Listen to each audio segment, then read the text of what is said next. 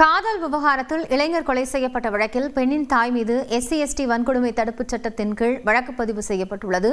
விவரங்களை செய்தியாளர் கிருஷ்ணகுமாரிடம் கேட்கலாம். கிருஷ்ணகுமார், இப்போ SC/ST தடுப்புச் சட்டத்தின் கீழ் வழக்கு பதியப்பட்டிருக்கு. கூடுதல் தகவல்கள் என்ன? காவல்துறையின் அடுத்த கட்ட விசாரணை நிலவரம் என்ன?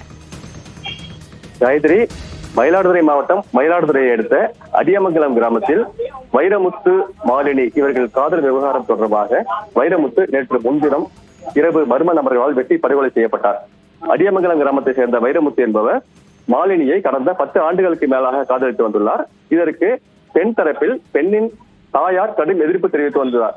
இந்த நிலையில் கடந்த 3 நாட்களுக்கு முன்பு மயிலாடுதுறை காவல் நிலையத்தில் நடைபெற்ற ஒரு சமரச பேச்சுவார்த்தையில் மாலினி தனது பெற்றோருடன் செல்ல விருப்பம் தெரிவிக்காமல் வைரமுத்துவின் திருமணம் செய்து கொள்ள அவர் தெரிவித்திருந்த கேட்டுக்கொண்டதன் பேரில் பெண் வீட்டார் மாலினிக்கும் தங்கள் குடும்பத்துக்கும் இனி எந்த தொடர்பும் இல்லை என எழுதி கொடுத்துவிட்டு பெண்ணை விடுவித்து சென்றார்கள். இதையடுத்து மாலினி வைரமுத்துவின் வீட்டில் 2 நாட்கள் தங்கியிருந்து பின்னர் சென்னை புறப்பட்டு சென்ற நிலையில் நேற்று முன்தினம் இரவு வேலை முடிந்து வீடு திரும்பிய வைரமுத்து வெட்டி படுகொலை செய்யப்பட்டார்.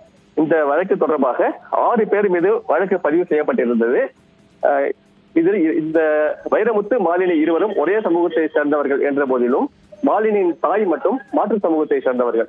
இதனால் 6 பேர் மீது வழக்கு பதிவு செய்து 5 பேர் கைது செய்யப்பட்டிருந்த நிலையில் மாலினியின் தாய் விஜயாவையும் கைது செய்ய வேண்டும், அவர் மீது வன்கொடுமை தடுப்புச் சட்டத்தில் வழக்கு பதிவு செய்யப்பட வேண்டும் என கடந்த நேற்று காலை முதல் தற்போது வரை மயிலாடுதுறை அரசு மருத்துவமனை அருகில் அவரது உறவினர்கள் மற்றும் தீண்டாமை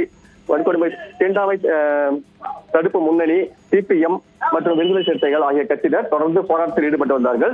இந்நிலையில் திடீர் திருப்பமாக பெண்ணின் மாலினியின் தாய் விஜயா மீது வன்கொடுமை தடுப்பு சட்டத்தில் வழக்கு பதிவு செய்யப்பட்டுள்ளது. மேலும் இந்த வழக்கில் ஏற்கனவே 6 பேர் சேர்க்கப்பட்டிருந்த நிலையில் இதில் குகன், அன்புநிதி, பாஸ்கர் ஆகிய 3 பேர் மட்டும் வழக்கில் சேர்த்துக் கொள்ளப்பட்டு மற்ற 3 இந்த வழக்கிலிருந்து விடுவிக்கப்பட்டுள்ளார்கள். இதில் முக்கிய திருப்பமாக மாலினியின் தாயார் விஜயா மீது வன்கொடுமை தடுப்பு சட்டத்தில் தற்போது வழக்கு பதிவு செய்யப்பட்டுள்ளது. காயத்ரி, நன்றி கிருஷ்ணகுமார் விவரங்களுக்காக.